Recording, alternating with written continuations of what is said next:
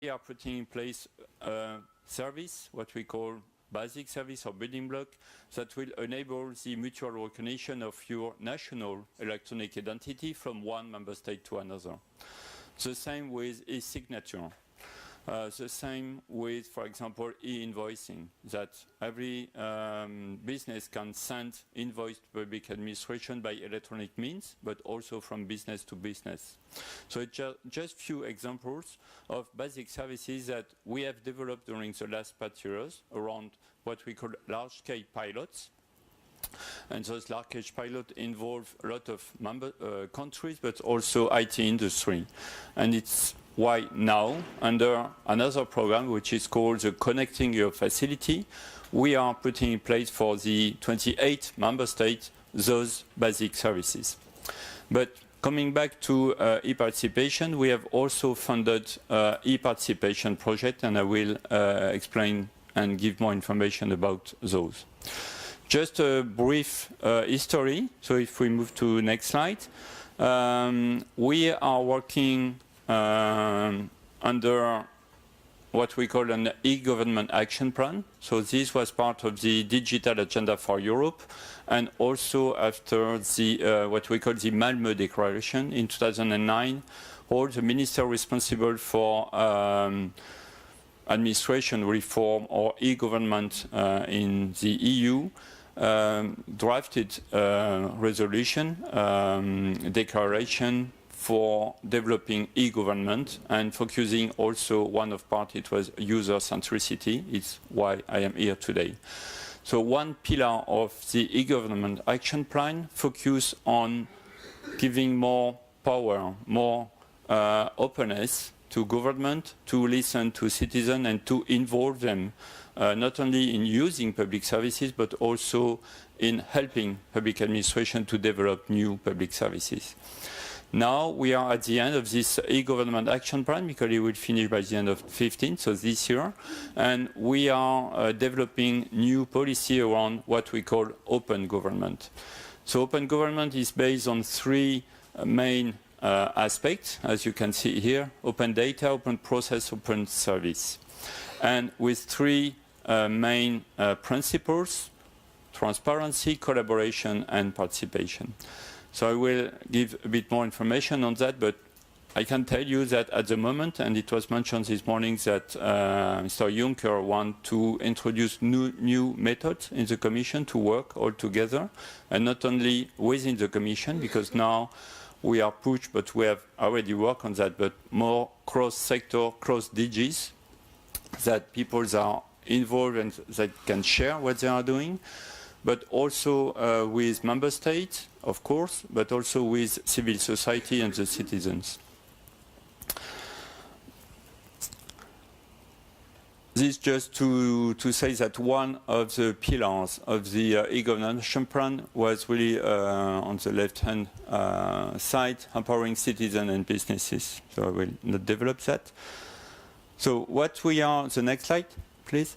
So now what we are pushing for around this open government title, I would say, is that all public administration in Europe should be digital by default. So it's not only when the services are developed, but really when you start designing public services, they should be cross-border by default as well.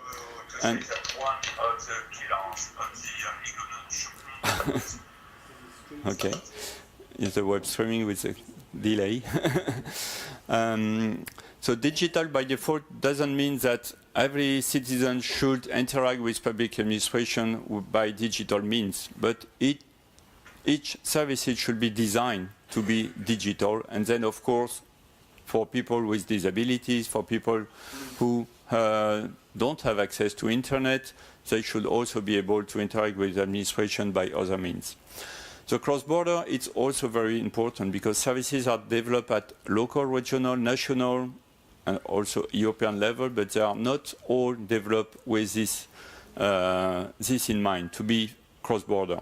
And of course, what is of interest for today is that government should be more open, transparent, and of course, collaborative. So this is really the topic of today. And saying that is not only that government should be open, but it's also a way, with what was said this morning, the crisis, the gap between what we are doing at EU level and what the citizens think about Europe.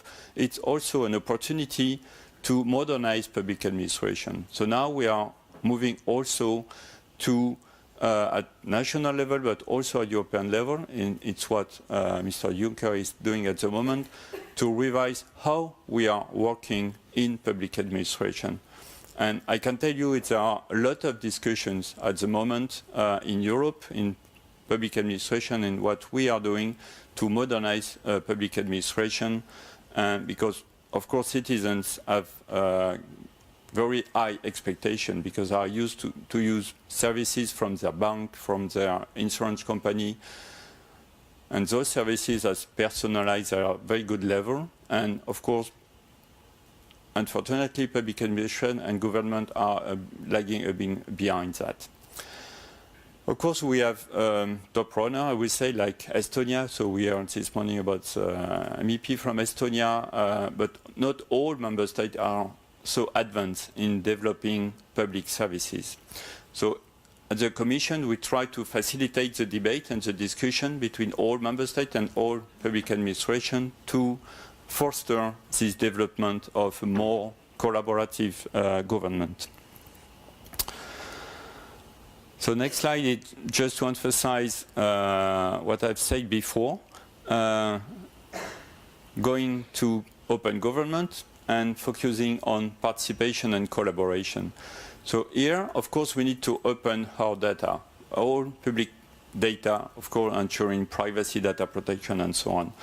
But we aim also, under, for example, the Horizon 2020, we have had some calls to have some projects testing, piloting how citizens and the civil society can co-create services, can be part of the design and the creation of services, and also can be part of the delivering of public services. So it's not as in the past where government decided to develop public services on their own, to think that maybe citizens have this kind of needs or this kind of thing. It's really to put every people around the table and to work together on pilot. And this is really a wonderful tool to be able to put people around the table and to develop all together some new services. And we have very great example in different member states who managed to do that. So it's kind of a laboratory around one project where people are developing all together.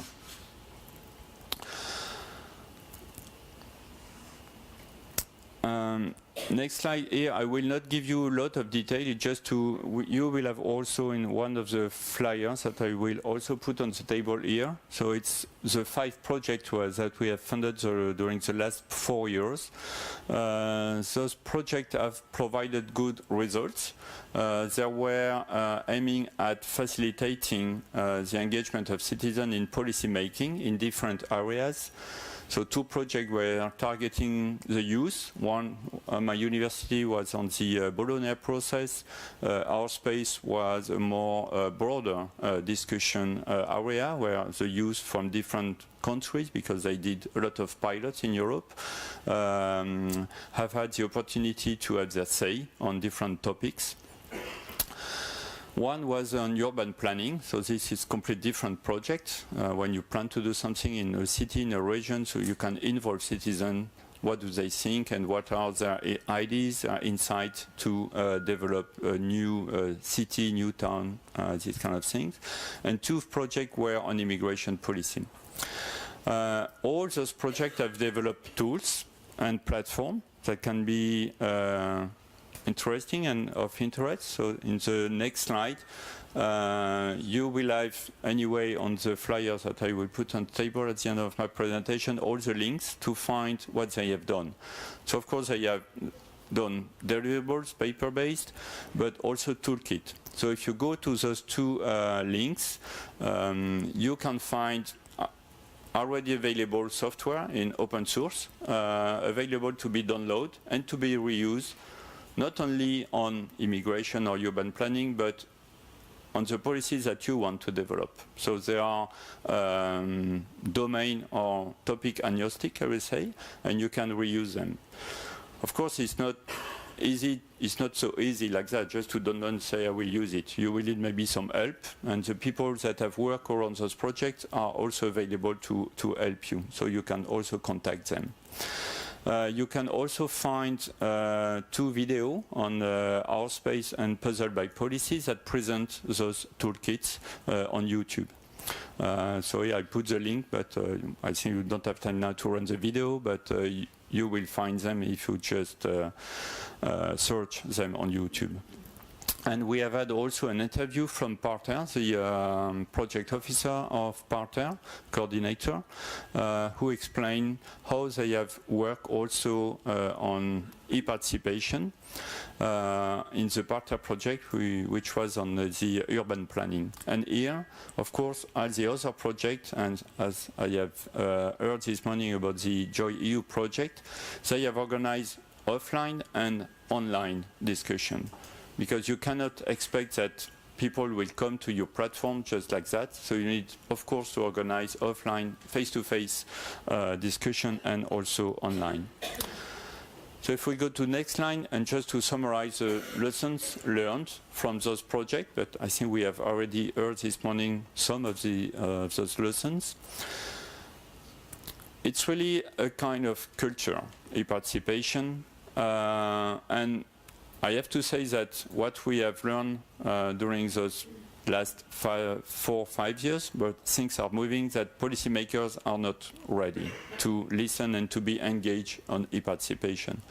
So here we need to do a lot on our side to help them to understand that there is a return on investment when they go online and discuss and have interaction directly with citizens or the civil society.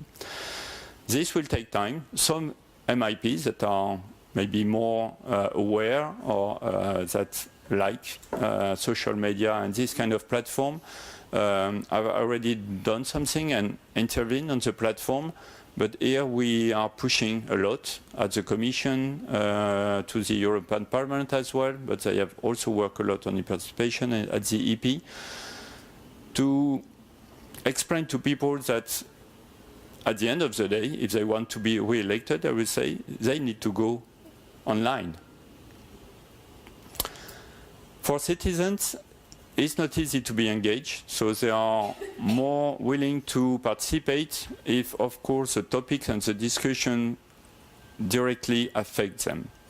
And the discussion, as far as we have learned through those projects, are more also on topics that are local, at regional even level, but it's very difficult to involve citizens in national debate and also in EU debate where we have also the language barrier and we have other topics. So you need to find really a hot topic at EU level if you want to engage people from different member states.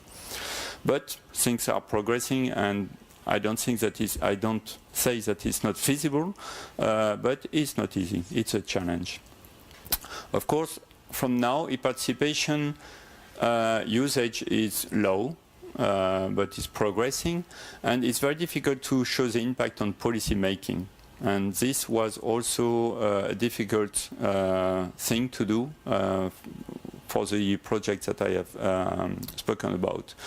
And the sustainability, because all those projects were funded by the Commission, but at the end of the project, they decided to continue to put the platform available, to continue working, but it's very difficult to find a business model that will ensure that those platforms are, of course, available, not forever, but to be reused in a sustainable way.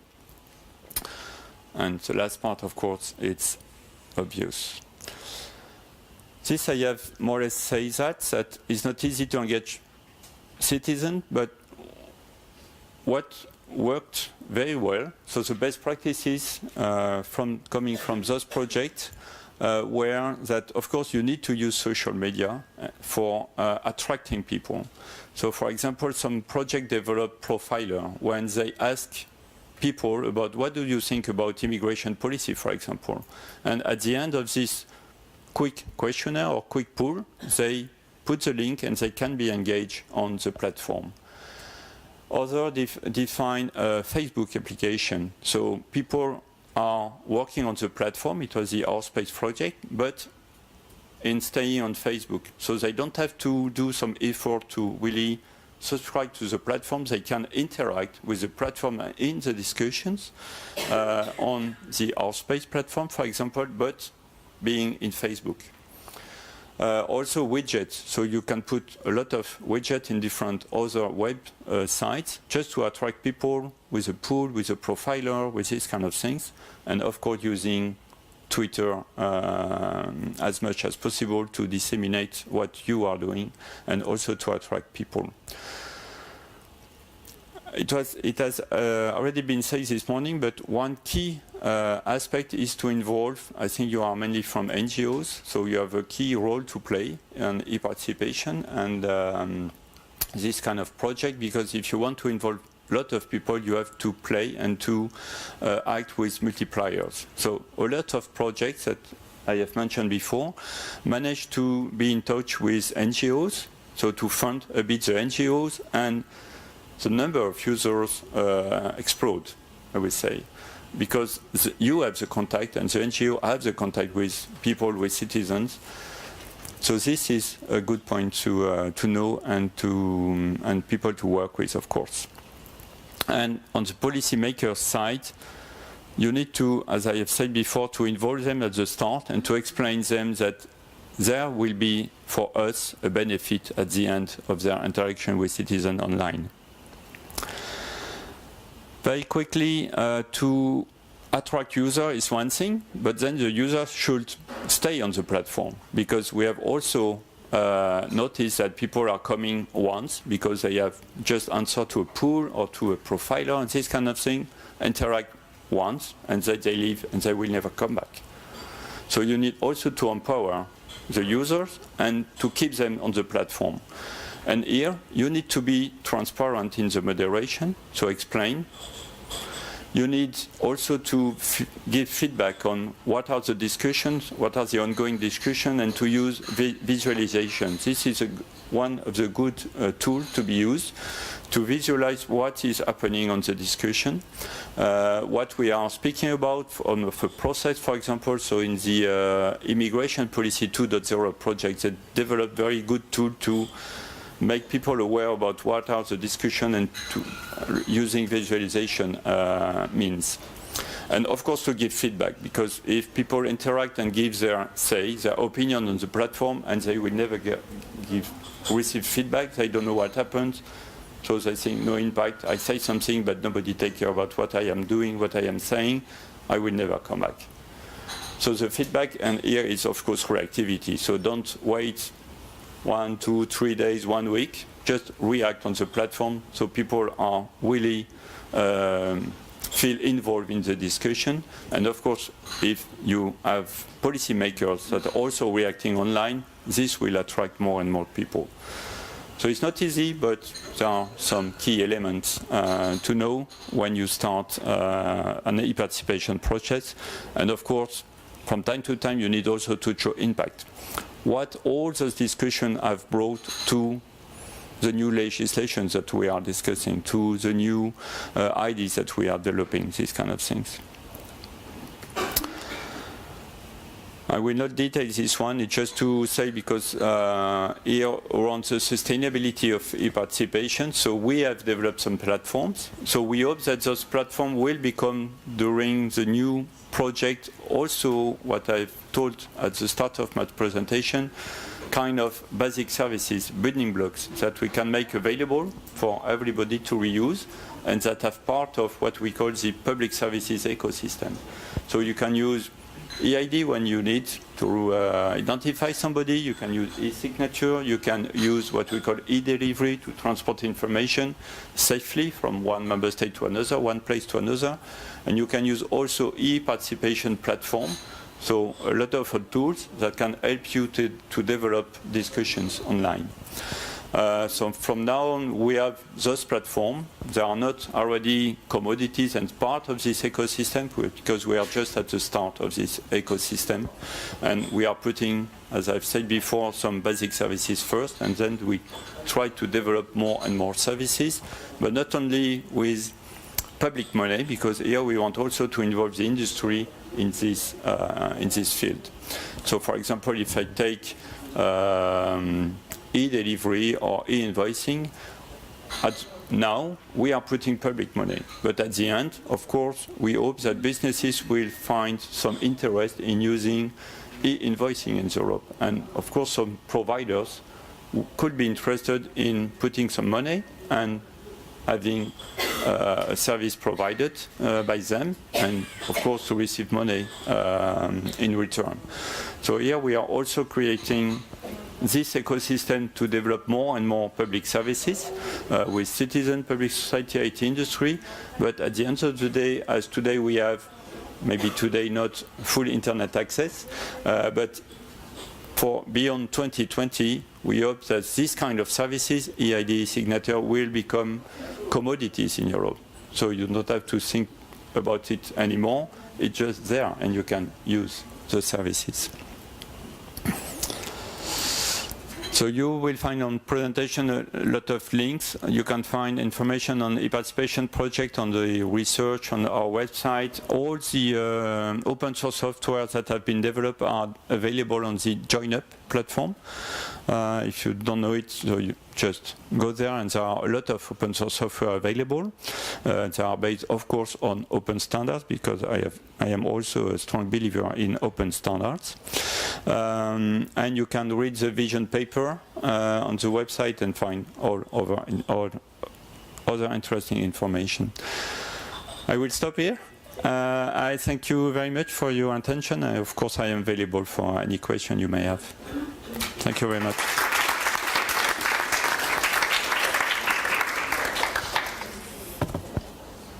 Okay, now I will hear from Mr. Allegretti from Portugal, hopefully.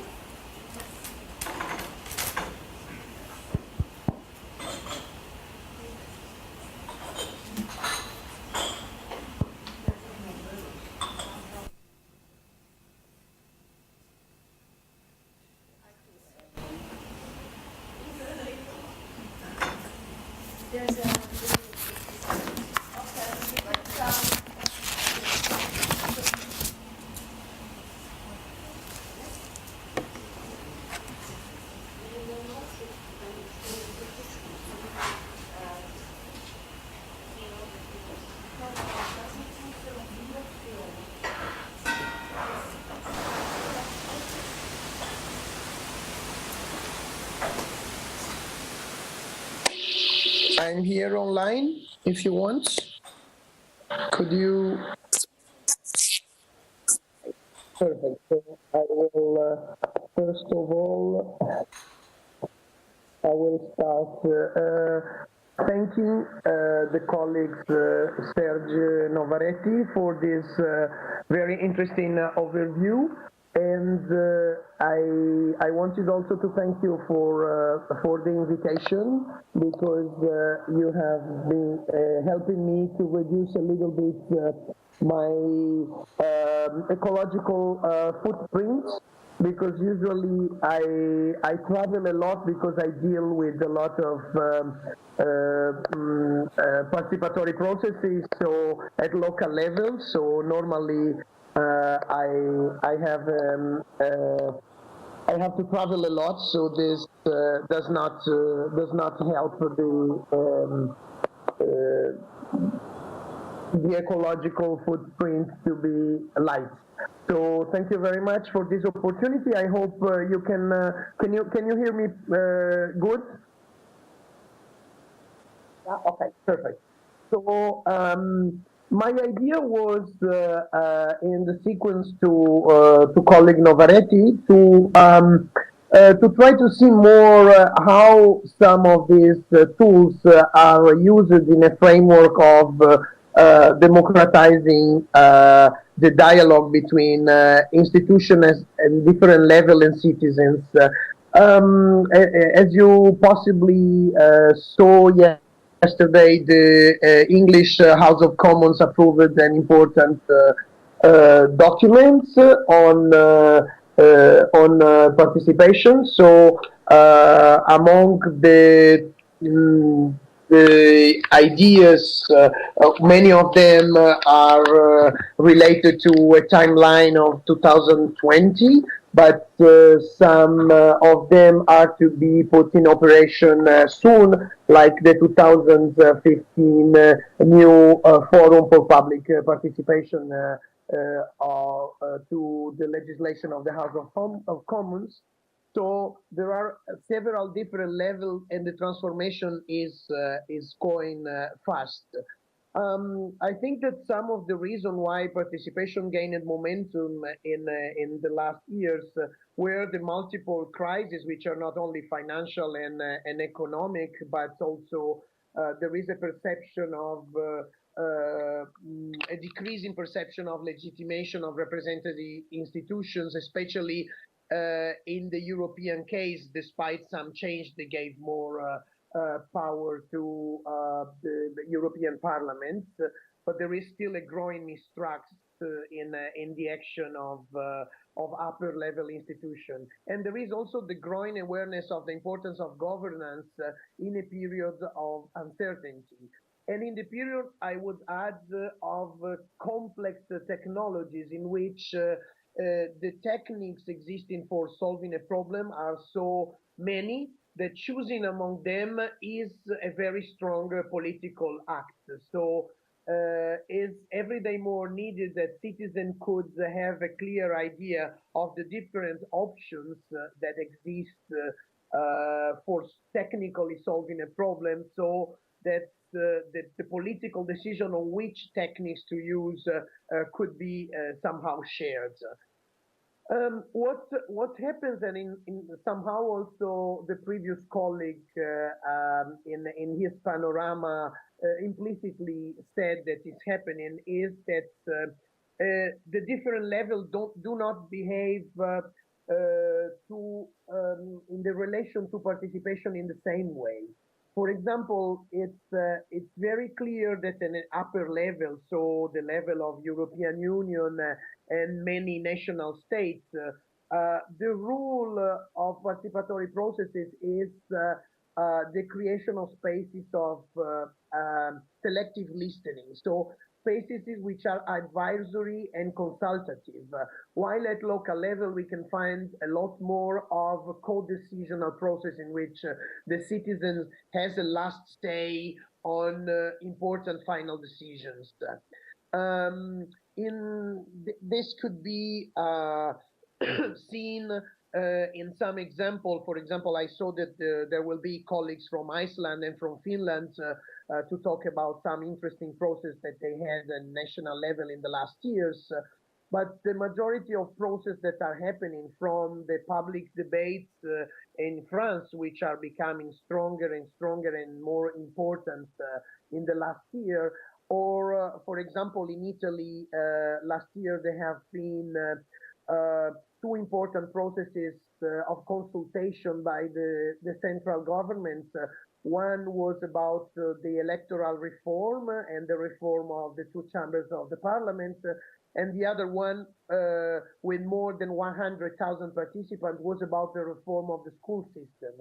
So all these experiences has been very participated in terms of number of suggestions, but they had a real problem in affirming themselves as a space of participation and not just a light consultation, because in the end, the redundancy of the answer was faced or through a selective listening by the government, or creating systems which were very stiff in the typology of question that they were doing, so not allowing an expression of real complete alternatives to the original proposals.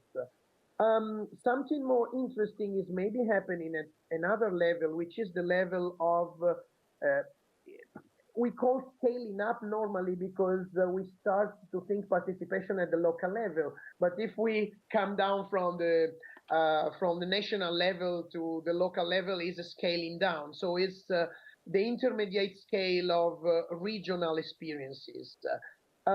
Experiences which are at the same time working on a level of participation at the regional level and an incentive given by some region to the development of a culture of participation at local level. This is the case, for example, of some experiences in Italian regions. I will focus on the Tuscany later on, but I wanted to quote the Emilia-Romagna and the Lazio region, which legislated on participatory processes at the same time at regional level and funding experiences at local level, so through incentives. There have been a very important experience in the last year in Poland since 2009, which is the local Solecki Fund village funds, which allowed the creation of more than 1,000 of small participatory budgeting in rural regions through reimbursement of part of the money spent on participatory processes by the local level. These experiences more and more need to use the internet because their scale is a larger scale than that in which face-to-face processes could be the protagonist. Here you have a list of some experiences of this type in Tuscany, Lazio, in Poitou-Charentes, in France, in Barcelona and Malaga province, which had the problem of sustainability, as the colleague was correctly saying before, and many of them had an interesting mix between offline and online tools in order to reach a farther corner of the territory. Why I'm interested in the case of Tuscany region, because Tuscany region had since 2007 a legislation on participation which was crowdsourced. So it's a case of crowdsourcing legislation on crowdsourcing. So in 2005, a process of participation was started, which lasted 2 years in order to reach the text of the law that was approved then in 2007. And this law has a specificity which I think in present times is very important. It has a clause of decadence. So the law was dying in 2012, obliging the regional government and the citizens to do an evaluation of its impacts and outputs, and to approve or modify the law, which was exactly what happened in 2013 with the new law 46/2013. This was a process, a virtuous process, because put together offline and online tools, and the tense process with civil society. When I mean tense, I want to refer to the fact that citizens self-organized in parallel to the creation of the legislation in order to provide their own version of legislation, completely arranged by a group of lawyers which worked together with some organization of civil society in order to arrive to present their idea in the form of articles of law before the articles of law were elaborated by the bureaucrats of the regional governments. And the most important thing in this legislation is the creation of an independent authority to guarantee and promote participation in the region. Now, in this moment, I was appointed one of the 3 directors of this institution. And this is important because it works on the continuous innovation of the law in this component of incentive, and in its component of obligation of the regional governments to do participatory processes on all the big infrastructure, which cost more than 50,000, the 50 million of euros. I think that in this moment is important also to analyze a sort of mismatching which exists between the formally constituted arenas, especially those online, and other online tools which are self-created by social organization and movements to discuss the participatory processes in their sphere. So there is an interesting book you can see there by Luigi Bobbio, which analyzes some cases in which formal websites produced by local or regional authorities for supporting participatory processes were completely unused, while in parallel some participatory processes developed on websites self-created by organization in the social domain, which is somehow very important because we have to take into account that the public sphere raised in different places, and in many cases it mixed participatory arenas by invitation, so those created by institution and formalized by the collaboration of institution, to methods of participation by eruption, in which people conquer and occupy a space to raise their voice. When coming to the local level, as well shown by the books by Alda Directress, which came out in the last month about local level citizen participation in European countries, you can notice that there is an important growth of co-decisional processes. Versus the traditional consultative processes in which the final decision is taken only by the institution without a co-sharing with people. And the reason of that, I think, is in two facts. The first one is that in a moment of discomfort and mistrust in institution, only co-decisional process give the impression to the citizen that something is really changing in the political will of institutions. The second reason is that for the institution themselves, answering to a consultative process requires a lot of more commitment, because apparently institution can control more a process if it is consultative.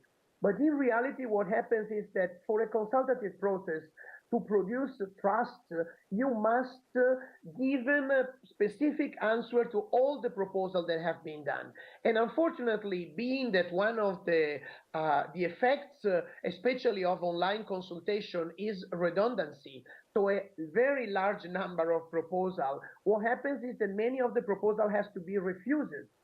And giving a motivation to all refusal costs politically and practically a lot to the public authorities. So that explains why today this is the shape that we can imagine for a cycle participatory process that reproduces itself along the year, as for example participatory budgeting are, which affects every year through participation the municipal or the regional budget. What this sort of laid Christmas tree shows is that in every year we have to face the issue of the debate between quality and quantity and quantity of the process. So the process is legitimated through two different processes. One is the qualitative legitimation, which normally happen in a small environment with few people discussing deeply issues. And then there is a quantitative legitimation, which is normally the moment of vote or a small local referendum on the issues in detail by the previous reduced group. And this moment of quantity legitimation is normally using tools of online tools in order to try to increase the number of people participating, and so giving numeric legitimation to the process. What happens in this moment? Why this moment can be problematic? The main reason in my analysis is that in order to legitimate, in terms of quantity of participants, the participatory process, the barrier to the participation are reduced almost to zero.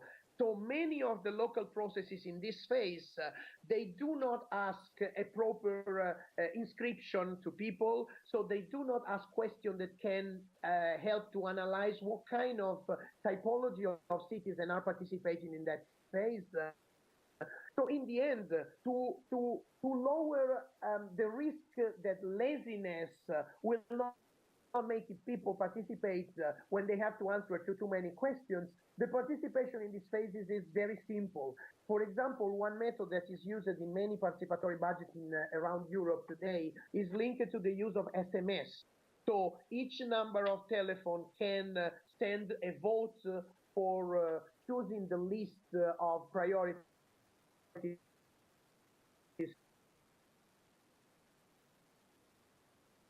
to be approved by the government, and this creates. I'm finishing. I'm the last two slides. Don't worry. And this hypersimplification, instead of creating legitimation, creates reason for delegitimize the process. In the sense that many political and media critics to this process are that you cannot control the participation. So you cannot know what kind of people is participating. So I would like to finish saying that the more and more important today is to create a resilient participatory process that can face this kind of issues of legitimation. So at the same time, being able to be co-decisional process, but to have elements of control of who and how is participating, which means also to know who's not participating in order to involve them in the future. And I want to close with these images which are linked to some platforms like Iresis of BPART, that means participatory bilancio partecipativo, so participatory budgeting, which is used in this moment in Italy by several participatory budgeting around the country. These platforms try in this moment to take into account these small, sensible problems that emerge in everyday life, and especially one issue on which I wanted to provoke maybe in the end of my speech, which is an important study done in Germany comparing the use of ICTs in participatory budgeting in 2012 by Nietzsche and other, which you can find online, showed how the majority of online tools used in the process of participatory budgeting are so old that they look like conceived before the 2006, so the 2.0 web environment. And so what happens? The majority of participatory processes are today, the tools, online tools for participatory processes are conceived as something for lazy people. So we do a face-to-face interesting process, then we add an online component, and this online component is for lazy people. So who wants just to enter the debate, launch a proposal, or do a click for voting. So this kind of sort of clicking environment is considered by the public authorities themselves like not enough commitment to be taken seriously. So you have this strange happening. Local authorities create system for lazy behaviors, and then they say, I don't give a damn to the results because people did a lazy job. So the problem is how to contribute to the quality of choices and the debate through online tools in order to capture all these possible cyber activists that could exist online, but many of the participatory processes still do not value enough. So that was my final provocation, and I thank you very much for your attention.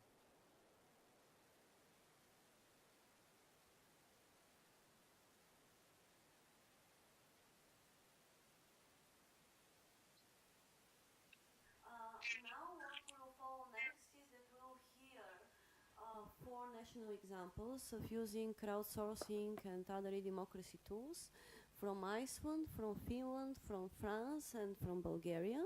I would like very much to ask the speakers to reflect on their experiences, what worked, what didn't work, what was the impact, and maybe to comment on some of the issues that we've already heard the previous speakers raised. For example, is really online participation for lazy people? Is it taken seriously or not by the decision makers? And last but not least, can you give me also your opinion on whether there is a chance to pilot crowdsourcing at EU level or on EU issues, based on your experience? So I guess first we will hear from the Iceland experience. Hello, I'm Gunnar. Thanks for inviting me over. I'm going to go through, I'm from the Citizens Foundation of Iceland. I'm going to go through some of our experiences and then some of what we're planning to do as well. Just trying to forward this. Yeah, that's okay. Now, there are lots of problems in the world today, as we know, and these are not all of them, unfortunately. But in the sphere where we are working, then inequality is a major problem, and also another problem is that people are losing faith in democracy. And this is even more in established democracies than in the new ones. So we believe that citizens must have a strong voice and a formal participation in the political process as to counteract those problems, to get people interested and trusting in democracy again. Now, some of the problems with democracy is we have less voting, especially from young people. Media and big money have a huge influence, and globalization has removed power from the people and the politicians as well. On the plus side, although it's not up there, is we have more, probably, informal participation outside of traditional democracy channels, and especially from young people. Now, why are we doing electronic democracy? And the basic thinking behind almost everything that we do is that we need more participation. I've heard people voicing doubts about, well, we're getting maybe lots of quantity, but where's the quality? Well, I'll be showing you how to filter that quality out of the quantity, but in order to ever have any quality, we need quantity first. We need participation. And with the electronic democracy, it can be easy and fun to take part. And sorry, in today's world, it must be easy and fun, otherwise we will not have participation. We have lots of competition, just to mention Facebook and others, for people's time, for people's eyeballs. And if it's boring and if it's hard to do, nobody will participate. It's easy. Except for this really small percentage of people that really, we want the broad area. And so e-democracy is our best hope for increasing democratic participation. Excuse me.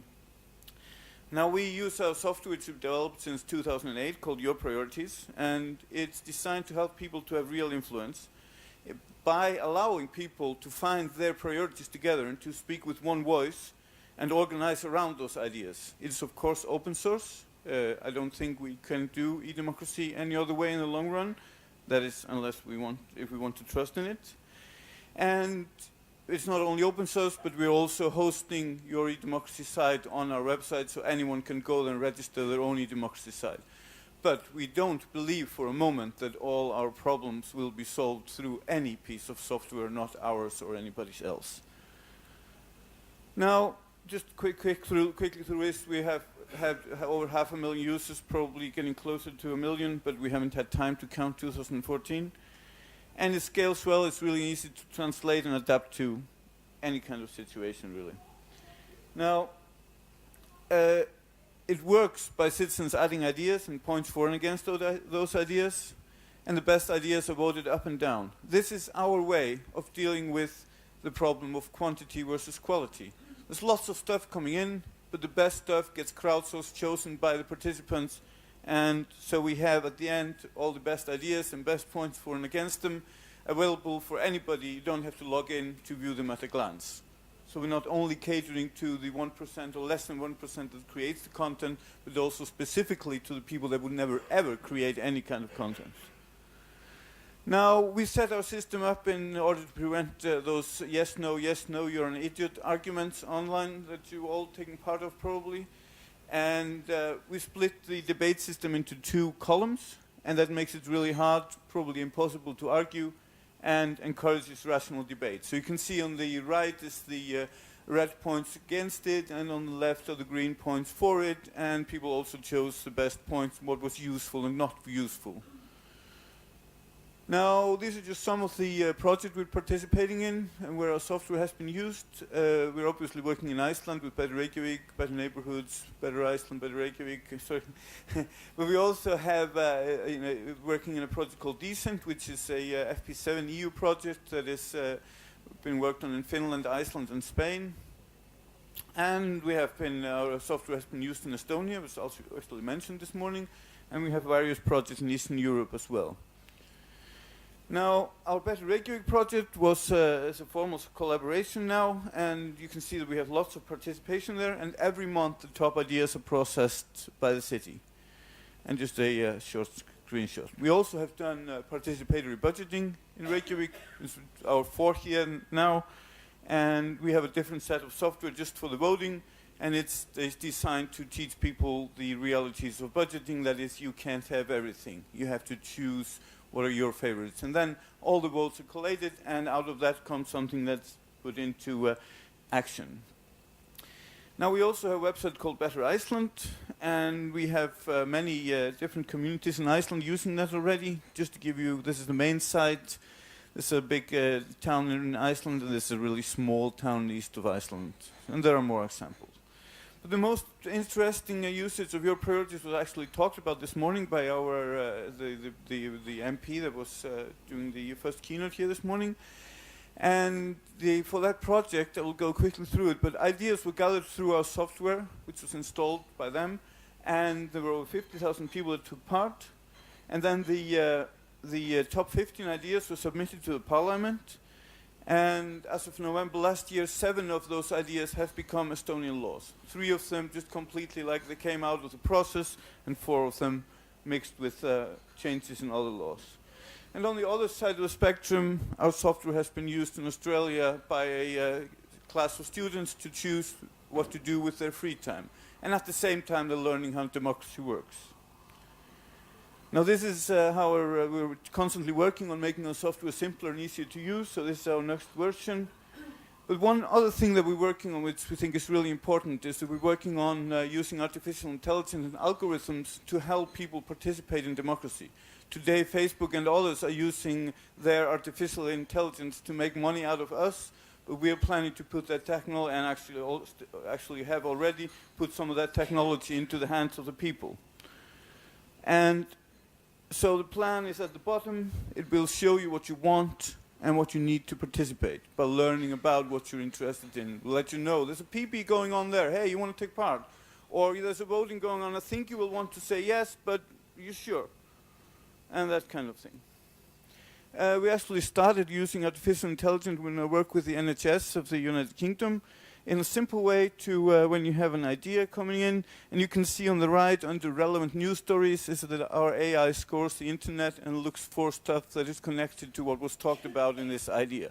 Just a really simple example that can still deepen the debate and make it much easier to participate in democracy. And we're actually also using AI translation, courtesy of Google. This is Google Translate, and it enables minorities to talk to each other and talk to the city about whatever it is that they are interested in. So, that was that. I'll be here, so...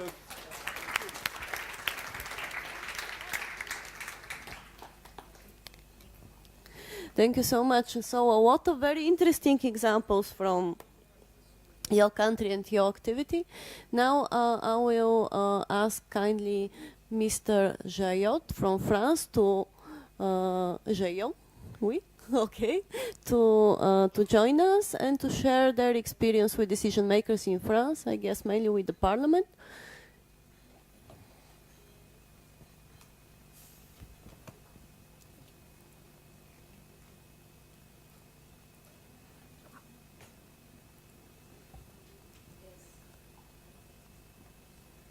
Hello everyone. So it's kind of hard to pass after all that great experiences, but I will talk about mine in France. I'm Bastien Jaillot. I'm here on the behalf of a French association named Democratie Ouverte, which literally means open democracy. Democratie Ouverte was founded in 2012 by a team of 3. So I'm not the speaker of the session, but here I am. I've been approached as a web developer by Cyril Lage and Armel Lecoz to help them build a platform to bring closer decision maker and citizens. So we already speak about open government. So open government is a transparency, participation, collaboration used to help fix some crisis in confidence and effectiveness.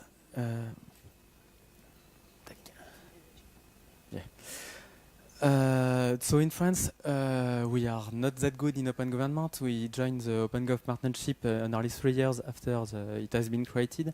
So we are just at the beginning. But in France, we have at the parliament level collective named Regard Citoyen, which already grab all the text produced by the parliament, and they take all the text and make it into data and data visualization, so we can see who do what and who do nothing in the assembly. And so a few days ago, we see that a lobbyist was give amendment to everyone. So this is only about transparency, and we are saying that open government is about participation and collaboration. So this is a spot which is not filled in France, so we are trying to build a platform like the one in Iceland, which is called the Citizens and Parliaments, so Parlement Citoyen.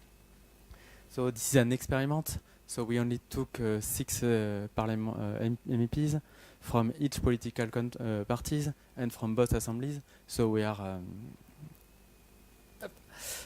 transpartisan.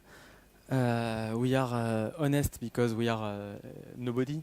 We are not trying to influence anything. We are just trying to give a tool to make the decision be better. We are not trying to criticize. We just see that there is people who want to do better, so we are helping them. So we are trying to build a process. So this is the homepage. And we did a video debate a few days ago about open data with an MEP. This is a debate. So the first thing about a debate is to be clear about the problem. We don't want laws made on events, so we need to clarify what is the problem. And on this problem, we help the MEP to define it, and we help him make a video.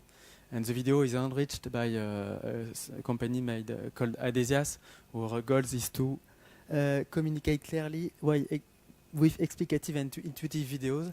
So with this video and the text, we can understand what we are talking about. So we can, like on the other platform, says if you agree, not agree, or if you are neutral about the opinion. We can add pros and against arguments, and on each one we can add like person. So this is a process. So we need to define the problem, and then we define the causes and the solution. The citizen at the same level as the MEP can add causes and solution, and we can vote on it and discuss on it.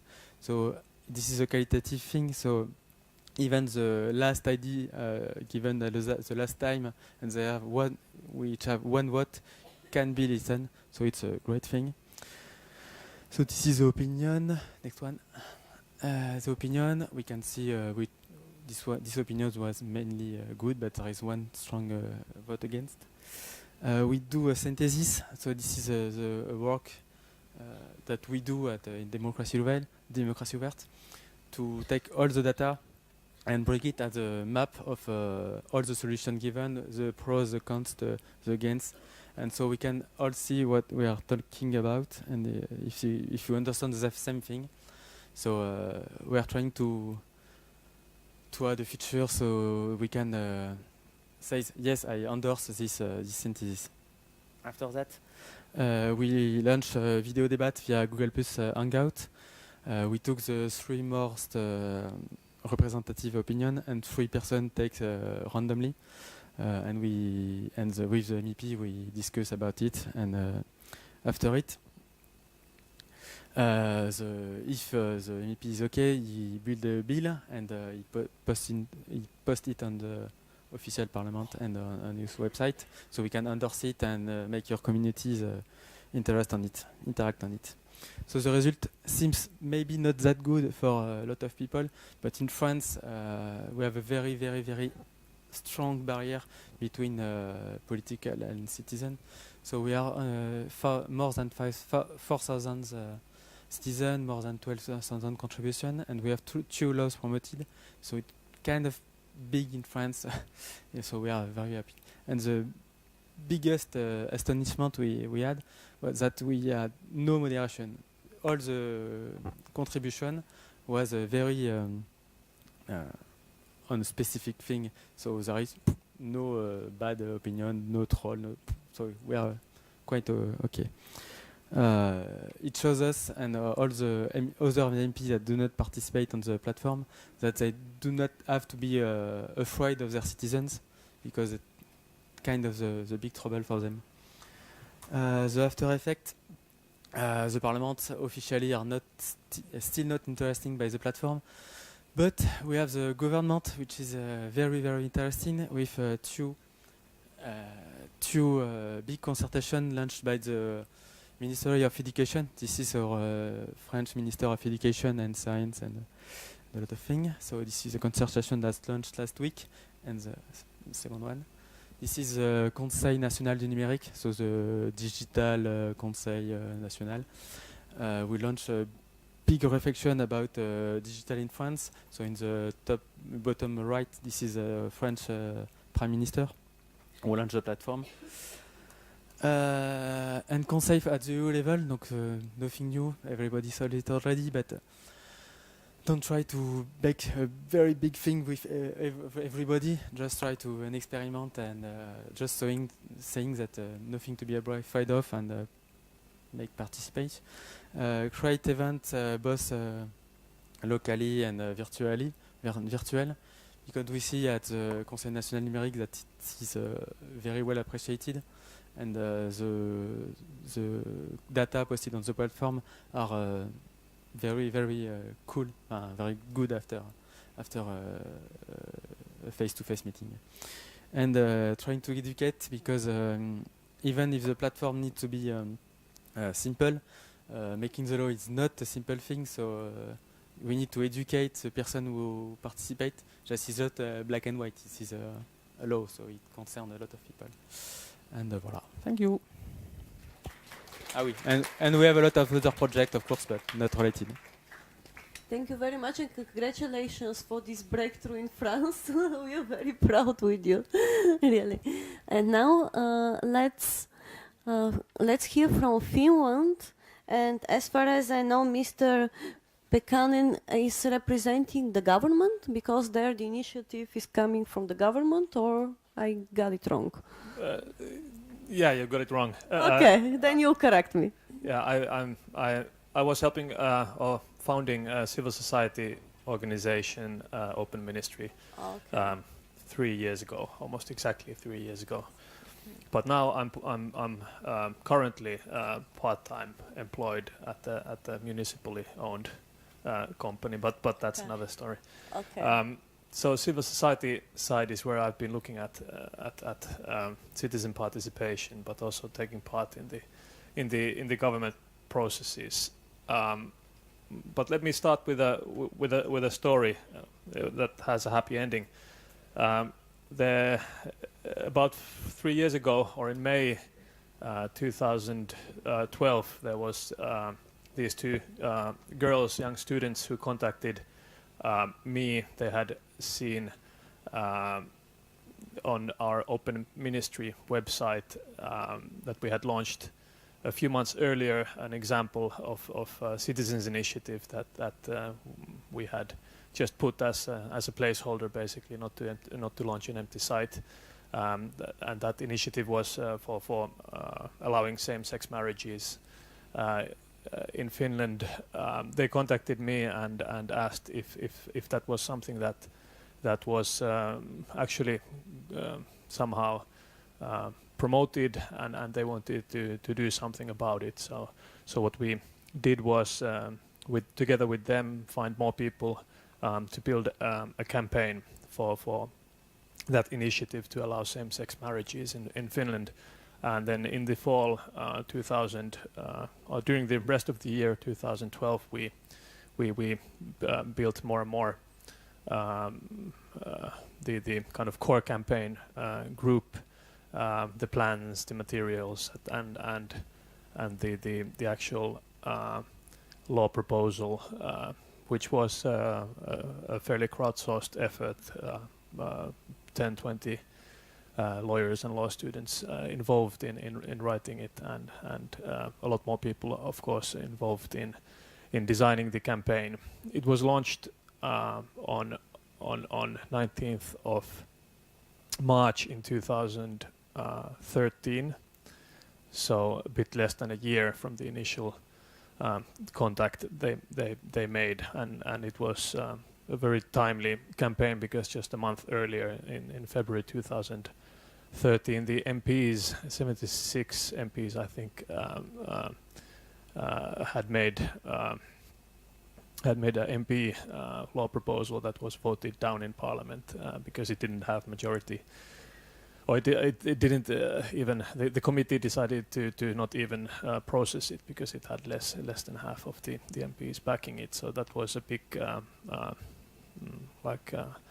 outcry from the general public, and just a few weeks after that, then this campaign, which had been prepared for more than a half year, was launched. So it was a very nice timing for that campaign, and the first day on the 19th of March in 2013, when we launched the campaign, there was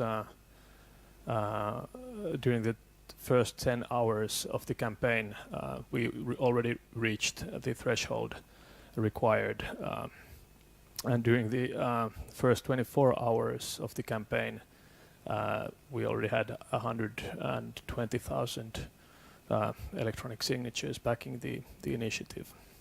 So the background is that in 2012, the constitution was changed in Finland, so that if you have 50,000 supporters, either on paper and or with electronic online signature backing a proposal, the parliament has to process it. So in this case, we made history because we surpassed that threshold in just 10 hours. In the end, it's 6 months time that is given by law to reach the 50,000 supporters, and in the end we ended up having something like 167,000 supporters, and there's only a bit more than 4 million people with voting right in Finland, so that's a huge figure. So how that then proceeded was that it was passed to the the initiative was then given to Parliament towards the end of 2013, and during most of last year they processed it in different committees and so on, and then last month, or in November 2 months ago, they voted on it in Parliament, and it was 115 against 74. So it became the first initiative to go through in Finland, and it was the first time